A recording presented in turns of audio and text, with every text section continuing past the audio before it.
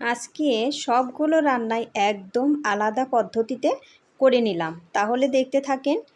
Hello friends, নমস্কার, good morning সবাইকে। ইলার ব্লগে স্বাগতম। ইলার ব্লগে আরেকটি নতুন ব্লগ ভিডিও নিয়ে চলে আসলাম আপনাদের জন্য। কেমন আছেন সবাই? আশা করি ভগবানের কৃপায় ভালোই আছেন, আমিও তো অনেক ভালো আছি। এই তো আজকের ব্লগটি কিন্তু শুরু করেছি প্রথমেই মটন কারি দিয়েই। এই তো প্রথমে আলুগুলো ভেজে নিচ্ছি, আর একদম সকাল থেকেই কিন্তু রান্না শুরু করে দিয়েছি, কারণ মটন কারি রান্না হতেও অনেকটাই সময় লাগবে। সেই জন্য কিন্তু আমি একদম সকালে এই রান্নাটাই বসিয়ে দিয়েছি। আজকে আর রুটি বানাবো না, আজকে ভাবছি যে সকালে আজকে ছাতু খেয়ে নেব, কারণ এমনিতে তো ছাতু খাওয়াই হয় না। তাই ভাবলাম যে ছাতু খেয়ে নিলে রুটি বানাতে হবে না, সকালে আর কোনো ঝামেলা থাকবে না। সেই জন্য কিন্তু আগে মটন কারিটা শুরু করে দিয়েছি। আর আজকে রান্নাগুলো একদমই কিন্তু আলাদা পদ্ধতিতেই রান্না করতেছি। এই মটন কারি রান্নাটাও কিন্তু এমনিতে মনে করেন যে আগে সিদ্ধ বসিয়ে দিতাম, মটনগুলো সিদ্ধ বসিয়ে দিতাম, তারপরে কিন্তু রান্না করতাম।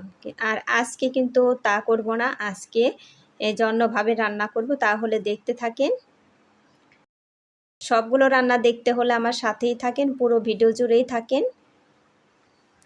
বন্ধুরা, একটা লাইক দিয়ে আমার ভিডিওটি কন্টিনিউ করবেন। আপনাদের একটা লাইক আমার ভিডিওটিকে এগিয়ে যেতে সাহায্য করবে। আর ভিডিওটি স্কিপ না করে পুরোটাই দেখবেন, আশা করি ভগবানের কৃপায় অনেক ভালোই লাগবে। আর আমার চ্যানেলে নতুন হয়ে থাকলে একটা সাবস্ক্রাইব করে পাশে থাকা বেল আইকনে ক্লিক করে দিবেন, তাই নোটিফিকেশন চলে যাবে সবার আগে আপনার কাছে। আর ভিডিওটি ভালো লাগলে বন্ধুদের মাঝে শেয়ার করে দিবেন। এই তো আমি কিন্তু কেটে রাখা টমেটো দিয়ে দিলাম, তারপরে এই যে আদা রসুন বাটা এগুলো দিয়ে দিলাম। এখন এগুলো কিন্তু ভালো করে ভেজে তারপর মশলাগুলো দিয়ে দিব। মশলাগুলো দিয়ে তারপরে একটু জল দিয়ে কিন্তু কষিয়ে নিব। আর এই মাংসটা তো একটু গরম জল লাগবে, গরম জল ছাড়া তো নরম হতে চায় না এই মাংস। সেই জন্য কিন্তু ওই যে আমি ওই পাত্রে জল বসিয়ে দিলাম। এই তো মশলাগুলো কিন্তু আমি দিয়ে দিয়েছি। এখন ভালো করে এই মশলাগুলো কষিয়ে নিচ্ছি। তারপরে কিন্তু কষানো হলে পরে আমি মাংসগুলো দিয়ে দিব। আর এই মাংসটা রান্না নাকি দারুণ টেস্টি হয়েছিল, আমি কিন্তু খাই নাই, আমার ভালো লাগে না, সেই জন্য আমি খাই নাই। আমার হাজব্যান্ড বললো খুব ভালো হয়েছিল। আর রান্নাটা দেখতেও খুব ভালোই হয়েছিল, ভালোই নরম হয়েছিল এই মাংসগুলো। এই তো মাংসগুলো দিয়ে দিলাম। তারপরে কিন্তু একটু ঝোল দিয়ে আমি ঢেকে দিব, ঢেকে দিকে এই কষিয়ে নেব মাংসগুলো।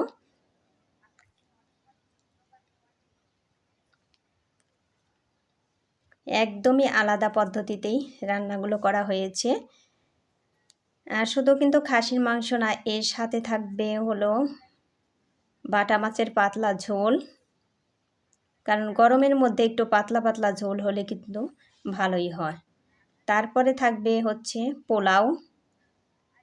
পোলাওটাও একটু আলাদা পদ্ধতিতে কিন্তু রান্না করা হয়েছে। এই তো এখন মাংসগুলো আমি ভালো করে কষিয়ে নিব, ঢাকনা দিয়ে ঢেকে দিব, কারণ এই মাংস রান্না করতে তো অনেকটাই সময় লাগবে। সেই জন্য কিন্তু এই যে আমি ঢাকনা দিয়ে ঢেকে দিয়ে অনেকক্ষণ ভরেই কিন্তু রান্নাটা করব। এই তো আমার মাংসগুলো কষানো হয়ে গিয়েছে, ওই দেখেন তেল উঠে গেছে, তেল ছেড়ে দিয়েছে। এই তো তারপরে কিন্তু আলুগুলো দিয়ে দিলাম, আর আমি অনেকক্ষণ ভরেই কিন্তু কষিয়ে নিয়েছি মাংসগুলো। এই মাটন রান্না করার জন্য আমি গতকাল রাতেই কিন্তু পেঁয়াজের খোসা টোসা সব কিছু ছাড়িয়ে রেখেছিলাম। আজকে সকালে কিন্তু শুধু ঝুরি করেছি।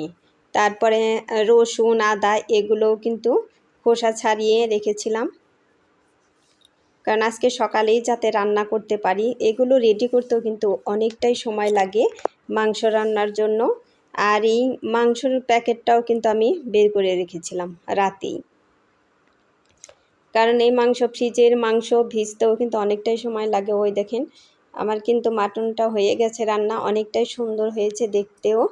আর এই যে পোলাওর জন্য ভাত বসিয়ে দিয়েছি, এর মধ্যে কিন্তু সব কিছু দিয়ে দিয়েছি আমি। লবণ, তেজপাতা, গরম মশলা সব কিছুই কিন্তু দিয়ে দিয়েছি। আর এইভাবে পোলাও রান্না করলে কিন্তু অনেকটাই সুবিধে হয়, জল টল একদমই ঠিক মতো হয়। আর এই যে এখন কিন্তু বাটা মাছ রান্না করব, বাটা মাছ আমি ভালো করে ভেজে নিব এখন। আর এই যে এই সাইডে সব কিছুই কিন্তু রেডি করা আছে, ওই যে দেখতে পাচ্ছেন সব কিছুই কিন্তু রেডি করে নিয়েছি আমি আগেই। বাটা মাছের তরকারিটা আজকে রান্না করব আলু, ধুন্দুল, সজনে ডাঁটা এগুলো দিয়েই কিন্তু আমি রান্নাটা করব। তারপরে তো আর একটা ভর্তাও আছে, খুব মজার একটা ভর্তা। আপনারা পুরোটাই দেখতে থাকেন তাহলেই দেখতে পারবেন। এখানে মাছও কিন্তু অনেকগুলাই, ওই যে এক বাটি করে কিন্তু আমি রেখে দিব, সেজন্য কিন্তু একটু বেশি করেই রান্নাগুলো করছি। ফ্রিজে রেখে দেব এক বাটি করে তরকারি। এই তো মাছগুলো আমার ভাজা হয়ে গিয়েছে, এখন উঠিয়ে নিচ্ছি, তারপর তরকারিটা কিন্তু আমি রান্না করব। আর অনেকটাই তাড়াতাড়ি করারই চেষ্টা করছি রান্না। আমি আগে কিন্তু শুধু মাটন কারিটাই রান্না করছি, এই তরকারি রান্না আবার একটু পরে করতেছি, কারণ এর মধ্যে আবার অনেক কাজও করে নিয়েছি। এই তো মাছগুলো ওই দেখেন অনেক সুন্দর করেই কিন্তু আমি ভেজে নিয়েছি। এখন আবার একটু তেল দিয়ে দিলাম। আর তরকারিতে কিন্তু ডাঁটাও থাকবে, সজনে ডাঁটা তো থাকবেই, ডাঁটাও থাকবে এমনিতে। এই তো জিরে সম্বার দিয়ে দিলাম, জিরে আর কালো জিরে সম্বার দিয়ে দিলাম। এখন আলুগুলো আমি ভালো করে ভেজে নিব। গরমের দিনে কিন্তু এই ধরনের তরকারি খুব ভালো হয়। কিন্তু আলুগুলো আমি অনেকটাই ভালো করে ভেজে নিব, ওগুলোর সাথে তার আলু তেমন ভালো ভাজা হবে না, সেই জন্য কিন্তু আগে আমি আলুগুলো ভেজে নিচ্ছি। আর এই যে তারপর দিয়ে দিলাম সজনে ডাঁটা, ধুন্দুল, কাঁচামরিচ এগুলো দিয়ে দিলাম। এখন সবগুলোই কিন্তু ভালো করে নাড়াচাড়া করে একটু ভেজে নিব, তারপর পরিমাণ মতো আমি ঝোলও দিয়ে দিব। রান্না কিন্তু সবগুলা রান্নাই দারুণ হয়েছিল, সবগুলোই খুবই টেস্টি হয়েছিল। এই তো পরিমাণ মতো ঝোল দিয়ে দিলাম, ঝোলটা কিন্তু একটু বেশি দিয়ে দিয়েছি, কারণ একটু ঝোল ঝোল করব, সেই জন্য কিন্তু একটু বেশি ঝোল দিয়ে দিলাম।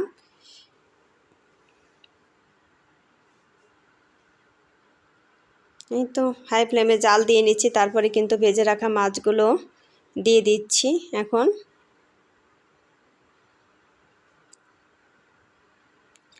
এই তো রান্না হতে থাক, আর আমি কিন্তু আপনাদের আর এমনিতে অন্য কোনো কাজ দেখাই নেই, এর ফাঁকে ফাঁকে আমি অনেক কাজই করে নিয়েছি। আর এই যেখানে যে ভর্তাটা হবে, এই ভর্তাটা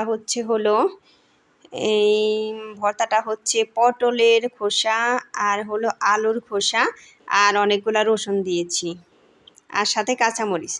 এগুলো কিন্তু আমি একটু ভাপ দিয়ে তারপরে একটু তেল দিয়ে ভেজে নিচ্ছি। এই ভর্তাটা কিন্তু দারুণ লাগে।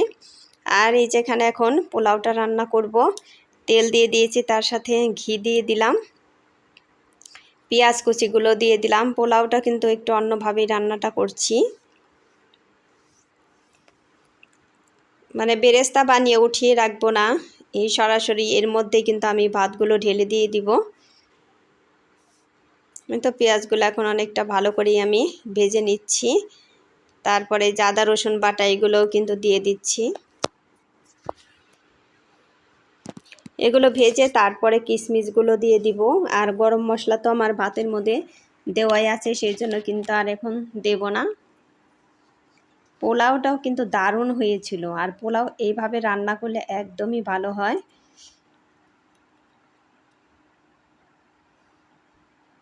ওই যে কিশমিশও কিন্তু এর মধ্যে দিয়ে দিলাম। এখন এগুলো ভালো করে ভেজে তারপরে কিন্তু ভাত দিয়ে দিব।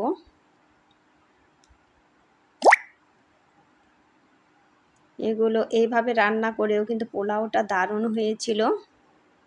মনে হয় আপনাদের দেখেও অনেকটাই ভালো লাগছে যে ভালোই হচ্ছে তরকারি, পোলাও সব কিছুই কিন্তু দারুণ হয়েছিল। এই যে পোলাও ভাতও একদমই ঝরঝরে হয়েছে। এখন এই যে নাড়াচাড়া করে ভালো করে মিশিয়ে নিচ্ছি। ওই দেখেন ভাত কিন্তু একদমই ঝরঝরা, দেখেই বোঝা যাচ্ছে। আর বন্ধুরা, আমার ভিডিওটি আপনাদের কেমন লাগলো আপনারা একটু বলবেন। আর যারাই আমার ভিডিওটি দেখেন সবাই কিন্তু পুরোটাই দেখবেন, স্কিপ করে কেউ দেখবেন না। ওই তরকারি কিন্তু খুবই সুন্দর হয়েছে। সবাই ভালো থাকবেন, সুস্থ থাকবেন এই কামনা করে ভিডিওটি শেষ করছি। পরবর্তী ভিডিও দেখার অনুরোধ রইল। টাটা।